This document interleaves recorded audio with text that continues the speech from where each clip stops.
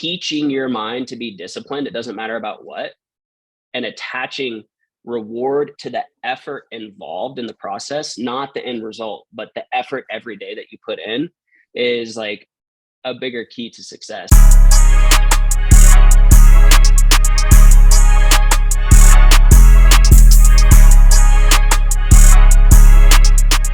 Welcome to another episode of Public Comments. I had to do the intro this week because last week the name of our podcast switched up a little bit, but that's totally fine because we got it back on track. Shout out to Jordan, my fucking lovely friend. What's going on, man? How are you?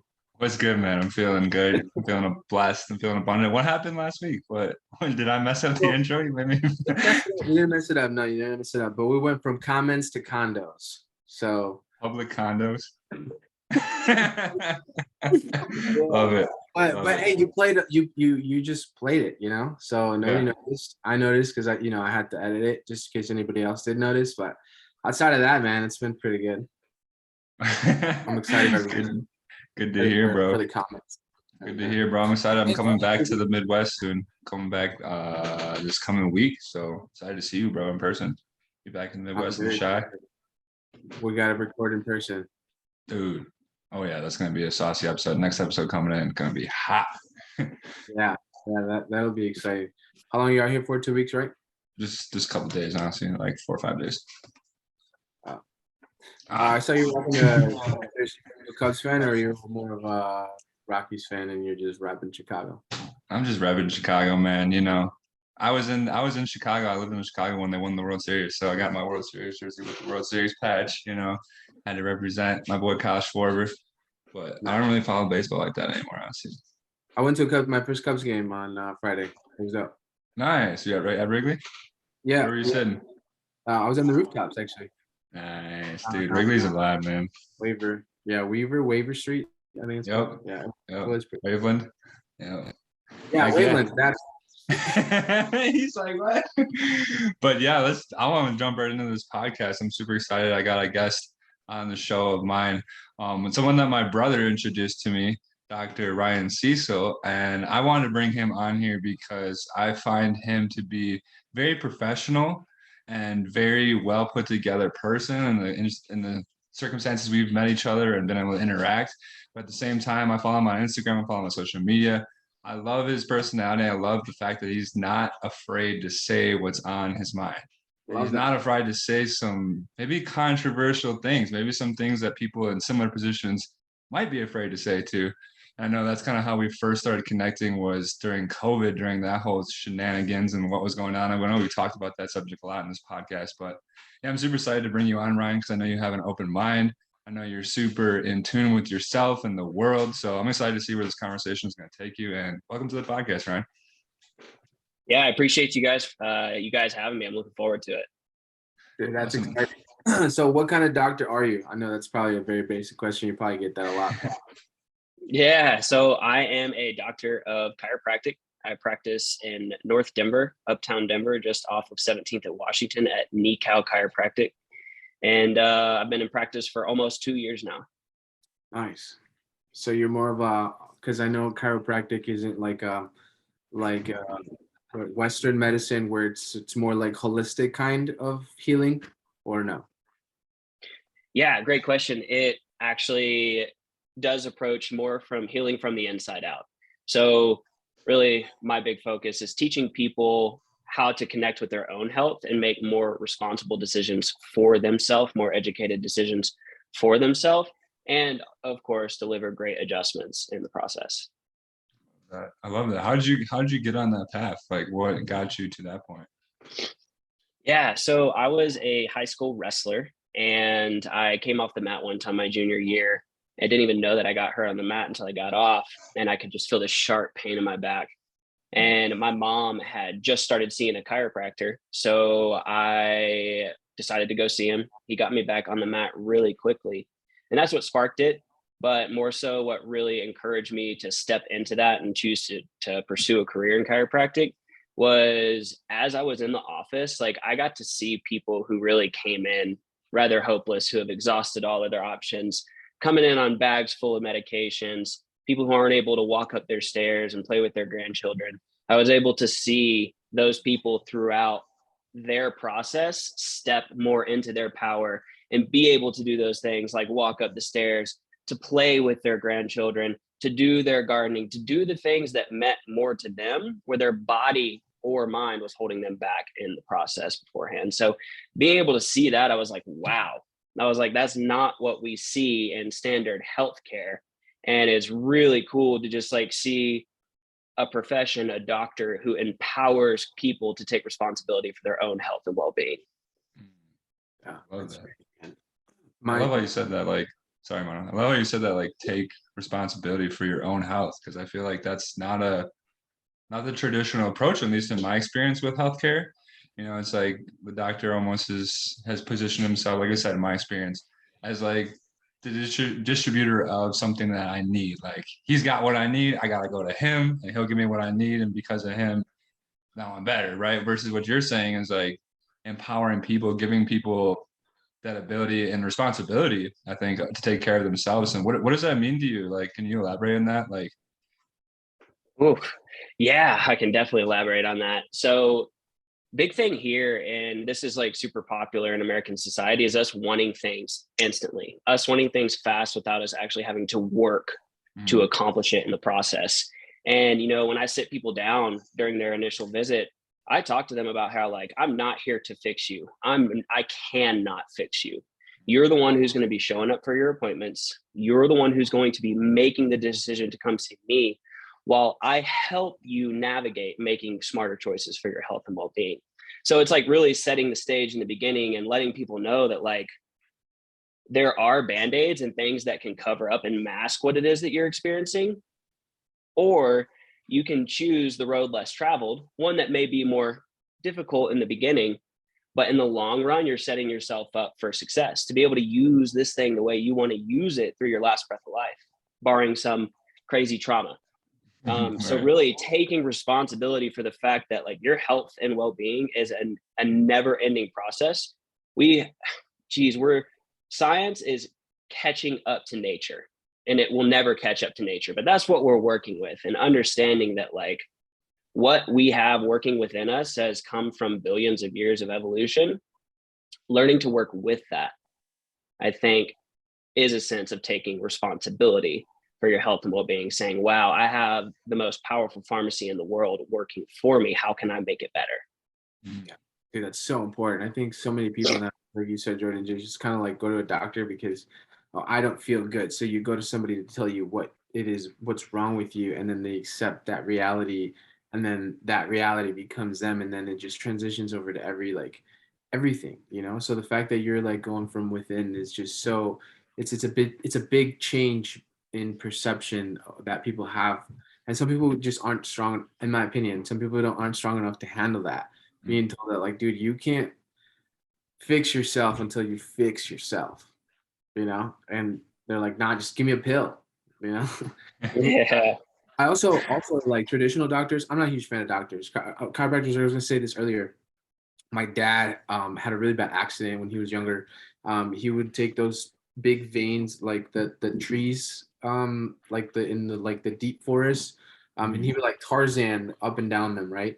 And he fell on one, and he really messed up his back. So over time, right through the ages, he's been like seriously hurt a couple times at his work. And chiropractors always seem to get him good, like take all the painkillers and all that kind of stuff, but chiropractors are always like a sense of like him bringing him back. So respect to you. That was my little side note. But where I was going with that is that I've always been in sales, and pharmaceutical sales has always been something that, you know, is like kind of like at the top of the food chain because you can make so much money because you can incentivize doctors to prescribe whatever you're selling them. So once I understood that, like, to me, kind of turned me off to the medical side of things, you know, because I understood that, like, you're just selling stuff to somebody so then they can go sell it to somebody else, you know. it's it's not healthy, man. It's not healthy. But did you go to school for this, or was like, I know that your high school story kind of was it, but like was this like your intention before that, or did you have like other dreams and ambitions before you got into this? Uh, After, I would say, junior going into senior year of high school, I knew exactly what I wanted to do, and it never changed. Oh, yeah. So went to my 4.5 years of undergrad, and then started the chiropractic program, which is another 3 years, 9 months. Nice. That's That's how long awesome. it took me. Hmm. What's your background? Like, you grew up in were you in Denver or like the metro area? Yeah, so I moved to Denver January of 2020 from Georgia, and I grew up in Georgia. I was born in Alabama, lived there until I was 6, and then grew up in Cartersville, Georgia, which is northeast Georgia, or northwest Georgia. And yeah, from there I went to high school, wrestled, was big into athletics, so always have really had like an active background, and that's portrayed a lot into, like, I would say, how I eventually want to end up practicing as well. Being a great chiropractor and teaching people how to move well, like, I go to the gym to move well, to learn how to use this thing and make it functional, make it sustainable. So it works. I want to feel good, so You mentioned feeling good. Go ahead. That's I think me and mine are such an alignment with that. And I think that's why this conversation's happening. It's just about feeling good, and like that's why we do this podcast, is to bring that information to people that might not have ever been exposed to like information like this. Like, wait, what? You can take control of yourself, you can take control of your own health. But Ryan, I'm curious, you had mentioned before, I think the first time we met when we got coffee, you were I think we were talking about what your plans were and like some of the stuff that you were working on. I know you said you're working on a practice now. Were you what do you have on tap? Like, what are some of your goals? Do you want to eventually do your own practice? Do you want to, like, I think you were mentioning before to me, if I remember correctly, you wanted to take it back. I think where Texas was on the map or on the radar. So like what's on your future, man? What are you working towards? Yeah, so right now I am working at Practice NECAL Chiropractic. I'm working with a badass woman. Her name is Dr. Lauren Kodak. She's big in our profession. I've learned a tremendous amount from her. I'm not 100% sure what I'm gonna do yet. I do have some things in mind. We'll see whether it's like continuing to expand under the NECAL umbrella or going up and opening my own practice. I do know eventually I will have my own spot. Absolutely. Not 100% what it looks like yet. Could be South Carolina, could be Florida, could be Texas. I don't think it will be in Denver, but I'll never say never. So that's about where I'm at now. I'm going to re-sign with her here in September. We haven't negotiated anything yet, but that's about where I'm at in regard to my future. Why not Denver? It doesn't feel like forever home to me. Yeah. It's just something in here. And I'm not like, I do enjoy being here. I love the mountains. I love the nature. The small, like, tight-knit community that is Denver. I swear, it's like the inner circles are so connected, relative to where I come from in Atlanta, where everybody's just so spread out. But something's pulling me more so to the East Coast, because I'll be closer to family, and family is important to me. But also just closer to the water. Yeah. There's like no water out here. I know. Yeah, that's the one thing I miss. You guys are up Yeah, there. you got Lake Dillon, which is like a peanut compared to the lakes where I come from. For sure. Yeah, same, dude. Like, from Wisconsin, I lived in Puerto Rico. Like, I was living right by the beach. So yeah, it's like there's no water, but I like the mountains. I like the mountains. I always have. I feel like that's the two ideal places to be, is either mountains or the ocean. Yeah, I prefer the ocean. Georgia's a cool place, man. The real estate market in Georgia has been freaking booming the last 2-3 years. Booming all over the East Coast, actually. But yeah, hey, I wanted to ask you, man. So since kind of back to the conversation of your practice, since you believe in like healing from within, kind of the conversation we had yesterday with Jordan's brother was about mushrooms and the different abilities that they have. So I wanted to ask you how you feel about like THC and cannabis and like CBD as like a supplement to whatever conditions people might come to you with. Yeah, absolutely. I think the simple answer there is, like, I think that these things can be used as medicine and as drugs. You know, it's like not a one-way street with that. You can abuse anything and make it less meaningful or harmful. If you use it as a crutch to escape, it's different than if you have control over the impulses and you just want to wind down at night by taking a hit of weed, or you want to go and have a spiritual experience on mushrooms. I'm not big of like going and partying on mushrooms, just because I feel like they are a gift from the earth to provide us insight on what's inside and universal truth. And I think that's not to be tampered with, in my opinion. So like using it responsibly, I always recommend, of course, having someone there who's sober, who can meet you where you're at if things are to go sour, which I feel like that in itself is just a revealing of what you haven't dealt with in your own life and your own well-being, your own self spirit. But yeah, that's where I stand with that. Is it's a duality. It's like, do you have the discipline and focus to do what you know you need to do and still incorporate those things into your life and well-being and spiritual journey?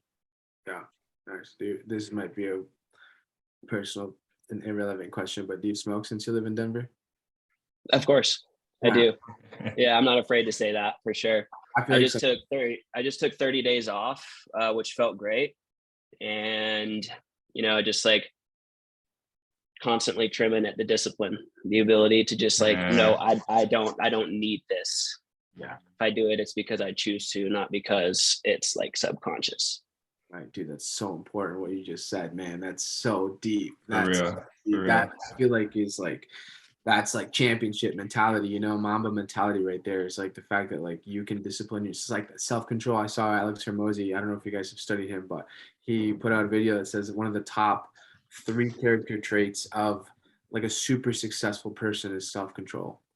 You know, it's like if you can control your own desires, you know, then ultimately you'll do everything. So just chipping away at that discipline, that's important, man. How have you been? What have you been doing to develop that muscle, dude? Because I feel like that's a muscle, and dude, it's so hard. It's harder than the gym, 10 times harder than the gym. Thanks, dude. Oh man, yeah, that's like, I mean, that's just like a process I think everyone battles with regardless. Everyone's going to be tempted, you know, but training that muscle, I think the very first absolute first step, and this is with training any muscle, is being aware and able to recognize what it is that you get to work on as a human being, and developing a practice of like not gearing shame towards it. So it's easy for us to pick ourselves apart when we take a step back and assess like, where the fuck is my dead wood? What the fuck is holding me back from being a better human?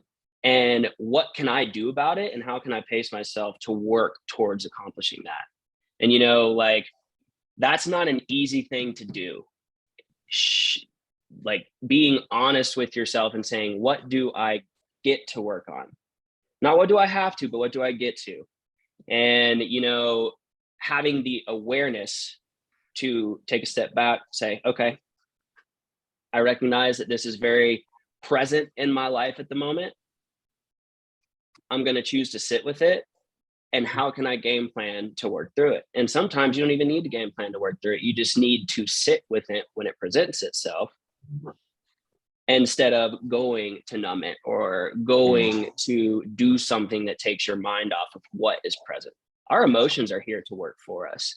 And having the awareness to recognize your emotions and use them as a tool and not run from them and be scared from them, but that they're here to like let us know that something that we're doing is not congruent with like our path, it'll completely shift your perspective and you can start building discipline around that.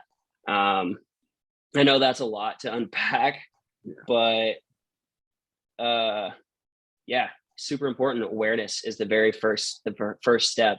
And from there, I would say not moving too quickly, like, and just not being too rigid. Like we'll set these things for ourselves and say, I need to do this.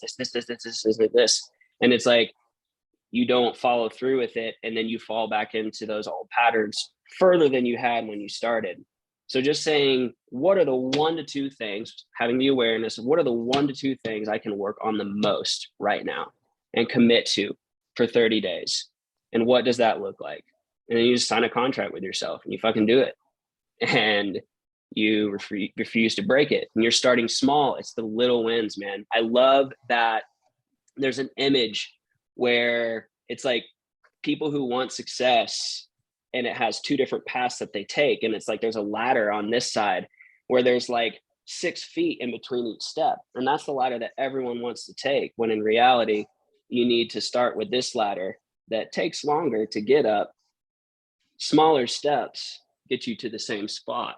But it's like being able to just recognize that it's a day-to-day process. It never ends. You're always refining, and that you're never ever going to get there gives you the freedom to know that you're not chasing anything but everyday success. Yeah, dude, were you always Sheesh. like, were you, Oh. did you always have this like mentality of just like constant progression, or was this something that you had to develop? Oh, it's absolutely developed. And I still feel as though there's so much more to work on. Like, I'm a human being. Like, sometimes I let things fall through the cracks, but it's like just being able to be like, okay, nope, I've seen this pattern before. Now I have the awareness of it. I can look at it and say, okay, what do I need to do to just say, no, fuck this. I need to get back on track. But it's definitely developed, and it looks different for everyone. That's why I think starting small is so important. It's because you're just like teaching your mind to be disciplined. It doesn't matter about what, and attaching reward to the effort involved in the process, not the end result, but the effort every day that you put in is like a bigger key to success. It's like, oh, okay, this is some good stuff here. I'm sure you guys have heard it's not about the destination, it's about the journey. Right? Have y'all heard that? Of course. Well, there's actually some science to support that. There's a guy named Andrew Huberman. I don't know if y'all have heard of him or not. He's been on Joe Rogan. He has his own podcast called the Huberman Lab, but he does a lot of research in ways that humans can develop themselves. And we have this hormone called dopamine. It's essentially the hormone that's responsible for motivation, drive, focus, clarity, happiness in some cases. But just because you have releases of dopamine doesn't mean they're sustainable. Okay. So like we need to develop ways that we can trigger dopamine responses that are sustainable. And he talked about there's actually science to prove it's about the journey, not the end destination. Attaching your reward centers to the effort that you put in, not what you're trying to accomplish, but to the effort that you put in, releases dopamine at a more sustainable rate than if you're to set your end goal to that destination, or to the reward to that end destination. You get this super big rush, this reward, this huge, it's been building. And guess what? What goes up must actually come down. So you don't want it to be like this. And that's why people, they get to these end goals, they accomplish it, and they're like, what the fuck is next? No, every day is next. Like refining yourself every day, recognizing that you will have off days, but that it never ends. It never stops. It's so free. Like, it's hard to grasp that concept, but like, if you commit to the fact that what out there is infinite and you're only scratching the surface, it breaks those chains of like expectation, and you just get to navigate day to day and what's serving you. It doesn't mean you can't have goals, but like the process, man, there's actually science to support it now. And that is so cool to me. That's freaking amazing. I love that. And I think everybody here listens to this podcast can relate to that, of like, you set a goal, you work so hard to get it, and you get to that goal, and then it's almost like empty. And you're like, wait, what did I just work all that for? And it's like, what now? Like, you hit the rank, you hit the income, you hit the personal finance goal, like, or the fitness goal, whatever it may be. But I'm kind of curious, Ryan, do you have some examples or ways? Because I really like how you put that, attaching reward to the effort to create sustainable dopamine releases versus getting that huge dopamine release and inevitably crashing. So like, do you have ways or methods or like examples of like how you could attach rewards to the process and to the effort? Oof. Yeah. Oh, for sure. So let's just say in meditation, I'll experience myself getting impatient. And again, awareness. I recognize the impatience, and I just like tell myself I get to work through this. I recognize that this is here. And the only way to work through this is to sit with it. So I'm going to do it. And I'm going to attach that reward to that effort involved, not completing the meditation every day, but more so the little wins that you notice throughout that process. Or if you have a workout goal and you're going to like move your body every day, and those days where you're like, I do not want to go do this, but you just say, okay, no, it's a non-negotiable. I'm going to go do it. And you just train yourself to show appreciation for the fact that you are committing to yourself. You're showing yourself respect. You don't want to fall through for your friends. Why would you want to fall through for your fucking self?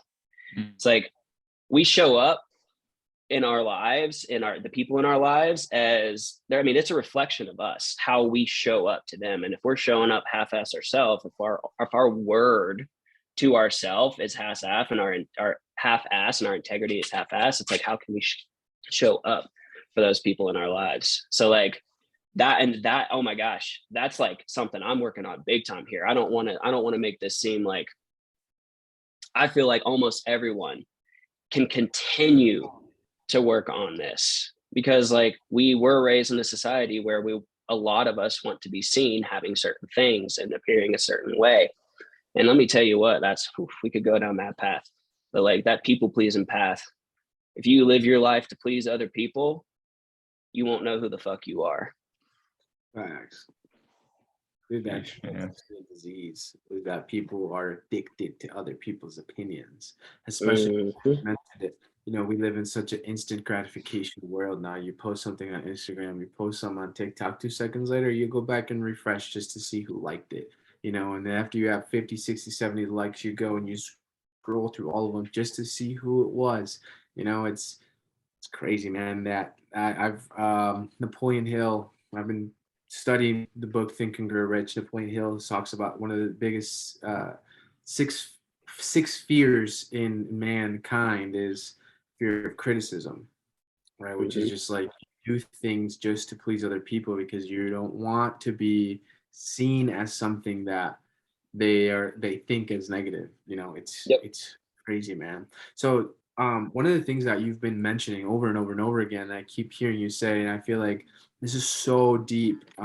Mike Navarrete, he's kind of the guy who exposed me to this, and up until this point, one of the people that I feel like brings this topic up so much in conversation when he's talking about it. But it's awareness.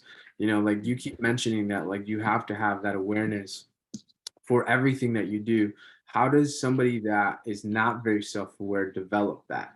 I think that over time I became very self-aware, and that's actually one of the things that I write every day is that like because I have these things because of my level of awareness, you know, like I constantly look to increase it. So for me, you know, I have different things and practices, but I would kind of want to hear your, you know, your take on it, and just for everybody listening too, because I know awareness is, a lot of people lack a lot of awareness, like a lot, significant amount. You know? So I one of the purposes of this podcast is to just bring more awareness to people about stuff that's happening in society, about, you know, substances, about just mental, you know, physical, spiritual, all that kind of stuff, you know. As a whole though, man, I want to kind of hear your takes on things. How did you develop it, and then how are you developing it? Oh, great question, man. So how did I develop it? I would say my spiritual journey started in Cairo school. About second, third quarter, I started just asking a lot of questions about the universe and its role in our lives and its absolute magnificence, and the fact of it's like, we don't even know how fucking big it is. And you know, developing an awareness, I would say the most profound impact started when I read a book called The Untethered Soul by Michael Singer. And I say read, I actually listened to it, and I prefer listening to it as well. The narrator does a great job. And he essentially, long story short, I would recommend diving into the book because he is very, very profound human being. Gave me the idea that I'm not this body. Whenever they bury me in the ground, this body will still be here, but what's inside will no longer be here. So what is that?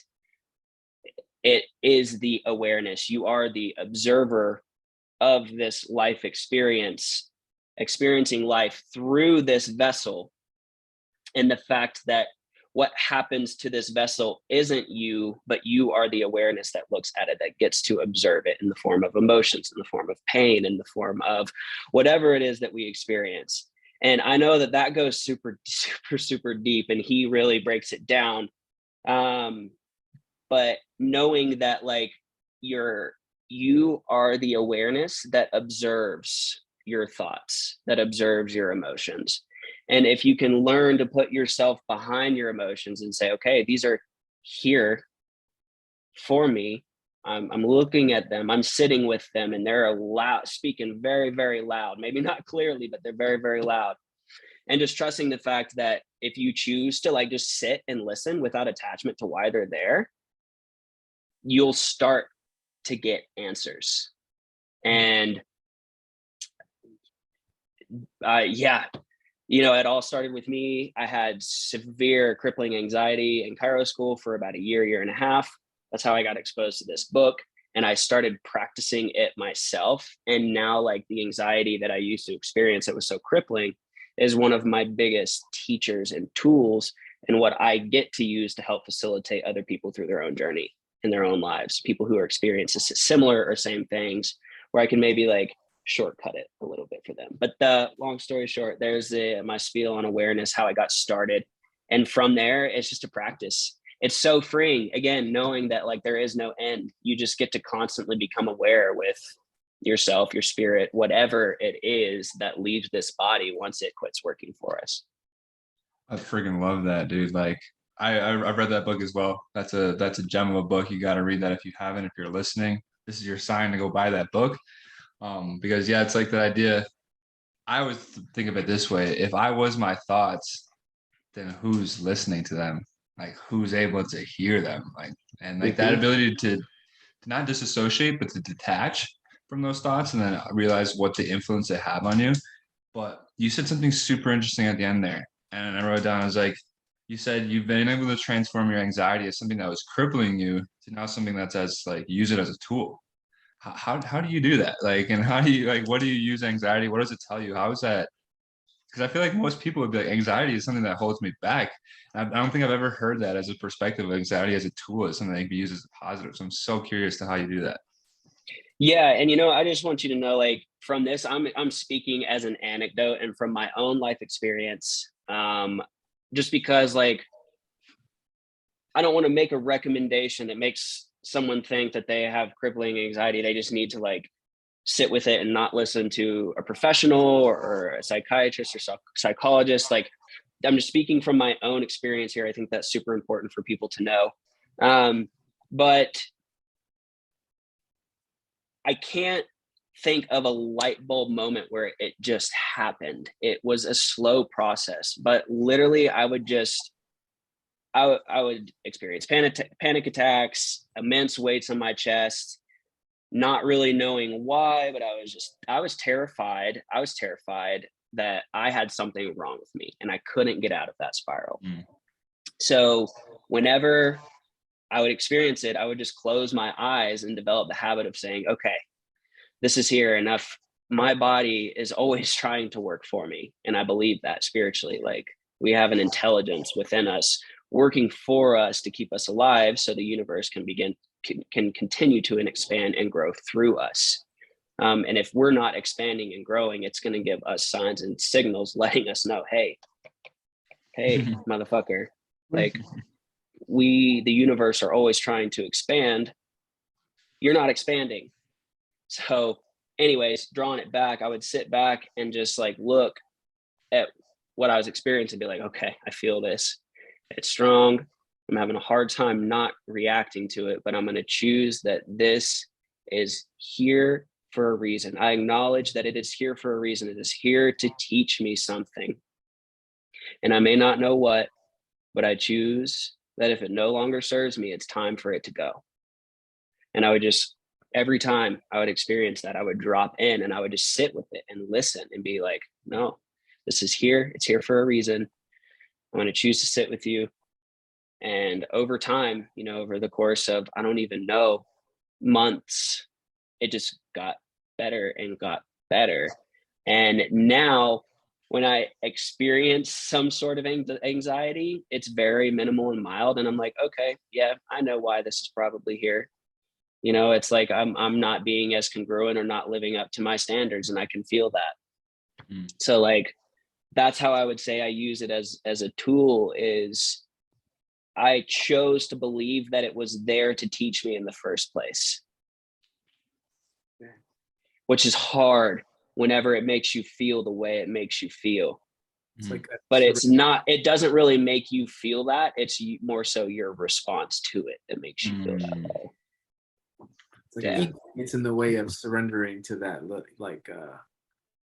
like whatever's coming in, Right. Yes. It's like you do. I think you nailed it right in the head, for me at least, right there, when you said that you chose to not like let it affect you, and you chose to view it as something that's signaling maybe you're not in alignment.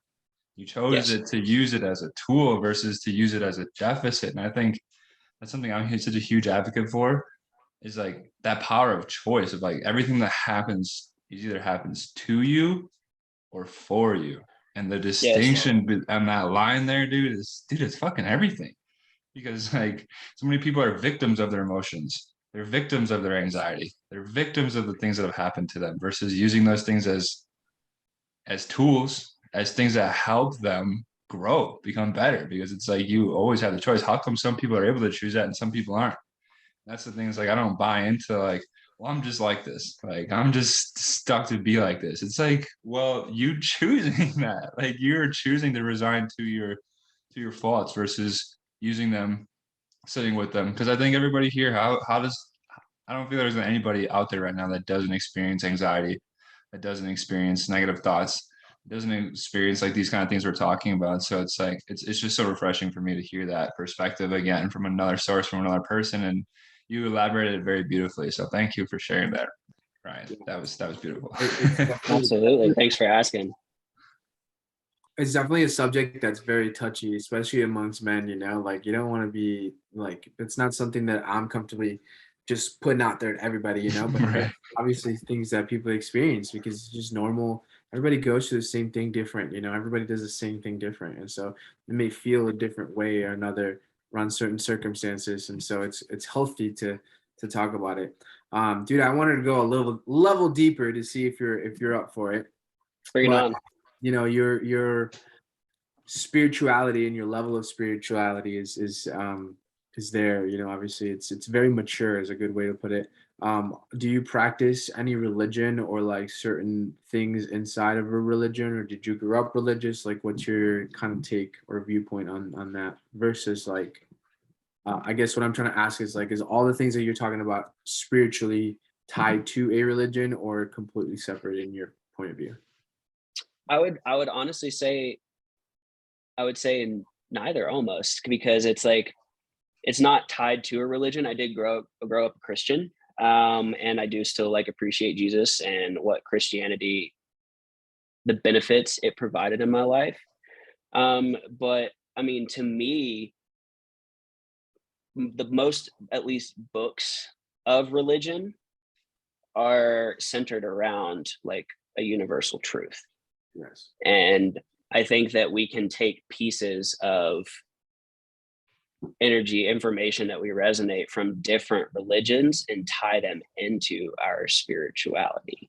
But for me, more so, like, spirituality is just like making a commitment to sit with yourself, to choose to do the things that don't feel comfortable in the moment because you get to, and it's your responsibility as a human being to develop the species. And I don't think that there's a better way to do that than through spiritual exploration, because it's like literally asking the universe, hey, speak to me. What do I bring to the surface, what I get to work on to be a better human being? And like, just the word faith, you know that word carries a lot of weight. Faith. choosing to believe that, like, no matter where you are in your experience, having the awareness to have a perspective that, like, hey, this is a easily perceived tough time in my life. What is it here to teach me? And man, do I get to be excited to work through this as I'm only going to be a better human and do my planet a service in the process. Yeah. That's huge, man. That's huge. I like how you answer that too. You not one or the other, kind of one in itself, you know. I guess it's like a full, always comes back for full circle, you know. Yes. I always like to ask people that simply because that's kind of how I've developed my personal beliefs on this whole, you know, topic. It's just like picking people's brains and see what part of it makes sense that I can adapt to what makes sense to me, you know. I feel like people's energy really kind of gives off, and then some of it you're meant to absorb, some of it you're not, you know. So that's huge, man. I've been loving this conversation, dude. I think it's one of the deepest. Like, I can tell that you've really been working on yourself very heavily, you know, which is very difficult for a lot of people to do. I think a lot of people, and it requires isolation to do that, you know. So you went from Georgia to Denver. I don't know what that transition was like, right? But I feel like what happens with most people is totally different change in environment completely changes a person and allows them to kind of find themselves. So shout out to you, man, for doing that. I'm sure that you make a lot of people very healthy, or healthier than they came to you, because your energy is awesome, man. Like you know, I haven't met you in person, but just this conversation and just the way that you're composed and the way that you express yourself, you know, it says a lot. So I just wanted to, you know, give you a huge shout out for that, dude, because it takes a lot of work. It takes a lot of work for someone to, you know, get to a level of posture, I guess would be the good way to put it, that you're at. Doggo I see back there. Yeah, We love dogs. My dog got excited. My bad, guys. She cut in on your beautiful gesture. I appreciate that. She's just protecting us. Oh yeah, Coda's about to come running in here. We got Nas. Nat Mono has a dog named Nas too. We got all the dogs on the screen just going crazy. Yeah, before we segue, I don't know, man, I kind of could tell you were segueing, but I have one more question for Ryan on that topic we were talking about before we get too off that. Is Ryan, I heard you, I think you mentioned this a few times, and it's something I'm super curious on. It's like, I think you put it more as like it's almost like our responsibility to do this work, that we're talking about. Why do you feel that way? Like, I feel like some people, and I've experienced in my life, I'll be full transparent here. Like, you know, I've went through depression. I've had those points in my life where I would class myself as very nihilistic, really not believing in anything, you know, and having that attitude of like, fuck what's this. the fucking point? You know, like fuck all this, you know. So like, and I've learned that there is a point. There is certain things that are to be cared for, you know. But I'd love to hear your take on that, because I think that's where you're going with it. Maybe I'm off, but where did you kind of get that perspective of like that's our responsibility, like as humans, is just to grow? Yeah. So, you know, this all comes back to, and we can land this beautifully full circle. In the beginning, we talked about instant gratification, people wanting a pill, people wanting things right now. And, you know, I just think it's important for us to realize how good we have it as human beings. We are so lucky, especially living where we live here in America. We have the ability to have such a comfortable life that we have to voluntarily expose ourselves to things that make us grow, to things that make our species, our genes have to work. Like, if you're a fucking lion living out in the woods, you aren't comfortable there. You go days without eating, and guess what? You're going to develop a plan and become smarter to go catch that food, or you're going to die. Okay. Like, if you're an impala on the other end of that, your fucking instincts have to be so focused, reflexes ready, because you are always being hunted. Okay. So you don't have time to think about the life you want to create in the future, because you have to worry about your everyday environment. Well, we've created such an environment where we're not forced to grow. Matter of fact, we've made it easy to do the exact opposite, to become lazy, to gain a shit ton of weight, to buy the easiest food that you can eat because it's in a package and it's ready and it's full of a bunch of shit, to make it easy because we don't have to focus on things that are like biologically important and have been for so long, that we get to worry about what's going on and what Jerry said about you, or what Samantha thinks about you. Like, we get to worry about these things. Like, we are privileged to worry about these things because the rest of the animal kingdom doesn't have that privilege. So we have to take it as our responsibility to recognize that because we live in such a comfortable environment, we have to voluntarily expose ourselves to challenging situations to grow and expand ourselves and our species, essentially. That's just my little theory. Love that. I love that. And on the other side of that, it's like, if you don't, dude, like, trust me, it's not fucking fun. Like, that's misery, is like the other side of that, not growing, not expanding. Dude, like, it's conceited and it sucks. It's like, honestly, I look at it as like, what other choice do you have? Yes. If you're not expanding, the universe will let you know in many different ways and forms. You're not expanding, you're contracting, dude. Yes. You're not growing, you're dying. Mm-hmm. That's crazy. You laid that out so beautifully, man. I was like, Sure. yeah, that was awesome. Where are you? We landed the plane perfectly there. Yeah, love that. What's your I heard there was some fire behind when you talked about there's all this shit in the food. What's your opinion on Yeah, I heard that too. Well, like, my approach is simple. I'm definitely, first off, I'm not an expert in nutrition, and I'm not an expert in telling people how to eat. But what works for me and what I think is a damn good start, at least a good baseline that I think everyone can work with, is I got this line from my colleague and one of my best friends. Does it have a mother, or does it grow from the ground? Okay, that's the first way to start. Does it have a mom, or does it grow from the ground in regard to what you're going to consume? And from there, how is it raised and how does it make you feel? Okay, so the quality of the product that you're getting, and that is a whole nother conversation, because navigating that, oh my gosh, and America is so difficult to do, to know the quality of your food, how to read ingredient lists, how to know where things came from, how they were raised, and the even spiritual component of like the stress response that animals that come from factory farms experience, and how that's in their food and potentially making us sick, even more sick as a society, because we're consuming literally balls of anxiety and stress in the form of meat. But how is it raised? And if it grows from the ground, is it genetically modified, or is it given its DNA from nature itself, which is like what we are meant to consume? And then was it sprayed with pesticides? How was it grown? Were the crops rotated? I mean, geez, we could go on and on and on about food, but that baseline, you can start there. Does it grow from the ground, or does it have a mother? And from there, what makes you feel good? Staying away from a bunch of high processed oils and packaged foods. Shop on the outside of the grocery store. Why? That's an interesting. I've never heard that before. Never heard that? It's where all your produce, fruits, veggies, meats, everything's on the outside.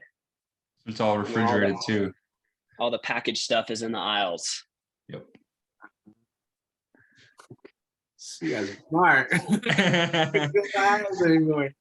Dude, that's a whole topic I want to jump into on a podcast one day. That one's coming. Ryan, you just put that in the universe for us. Like, that conversation's coming on this podcast, guys, because there's a lot right there. I would love to jump into that, but we don't have the time today.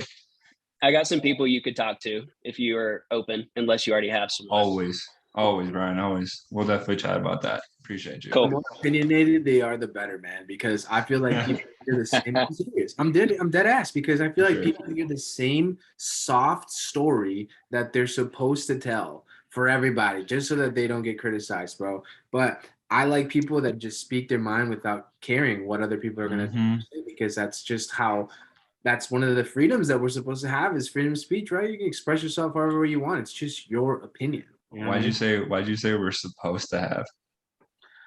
Well, because we're supposed to have it, and I don't know if we have it anymore. I think it's nowadays it's a little bit more restricted.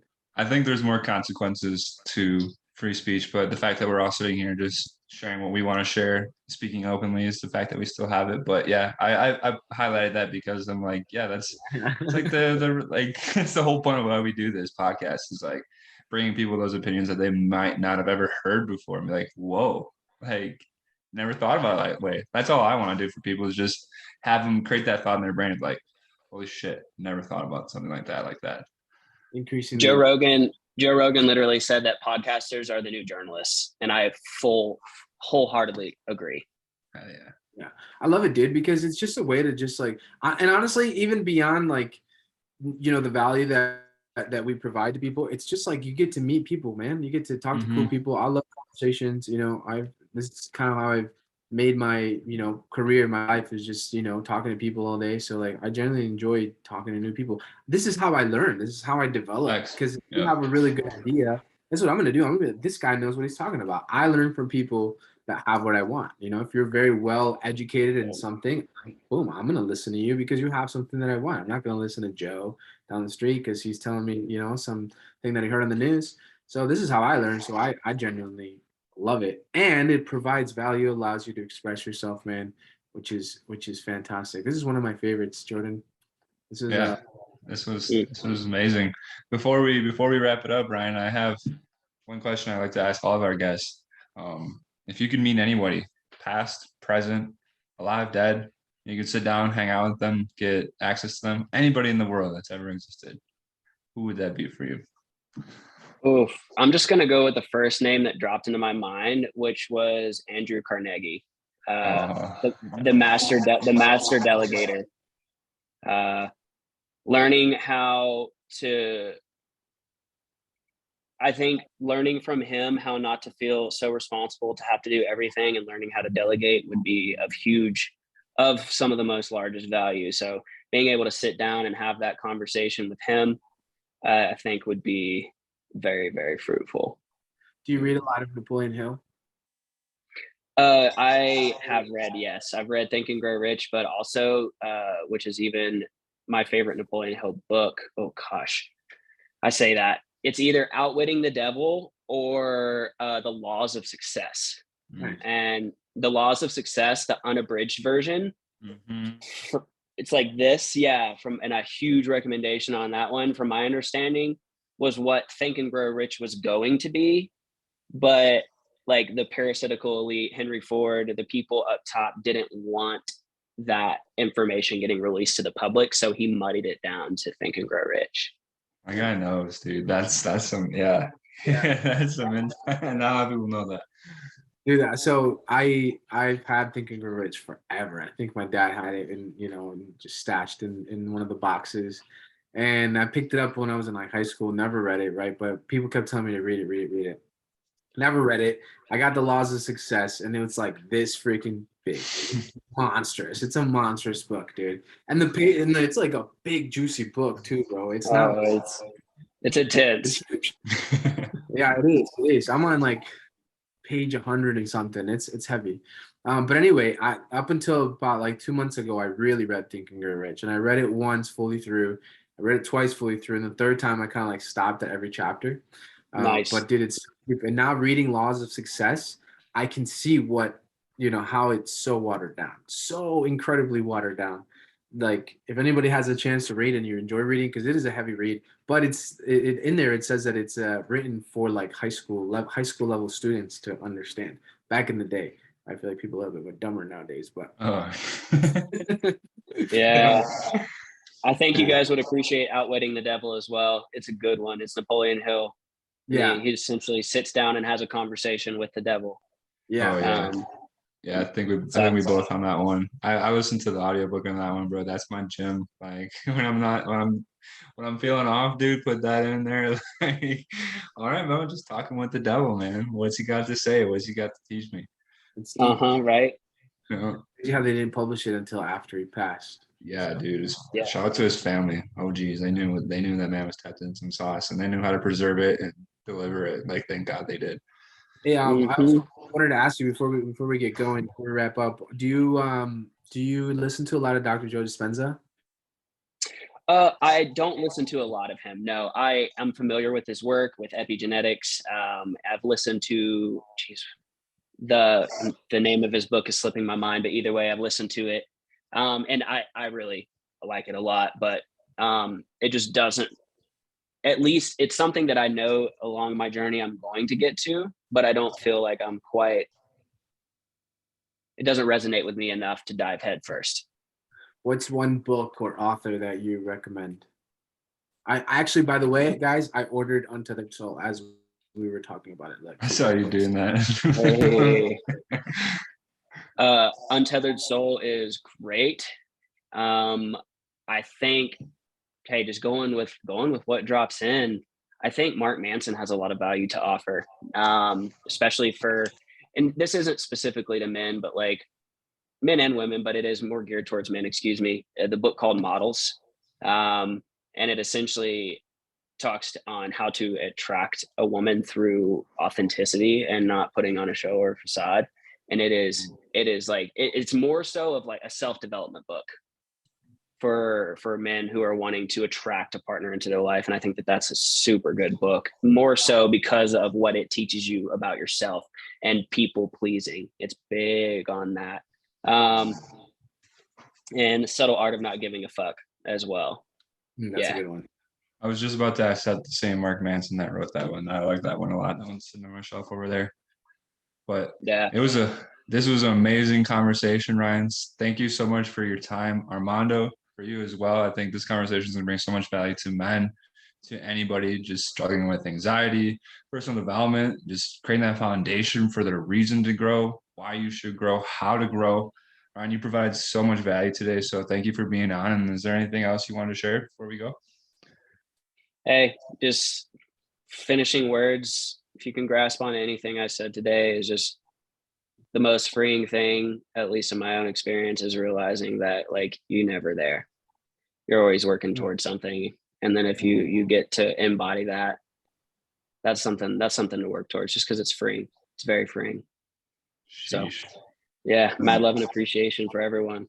Another bar right there. Thank you guys for listening. Shout out to all you guys, our followers. Reminder, this podcast isn't free. You got two options. Either send me or mine. That's $1,000 for the stream, or just share it with a friend.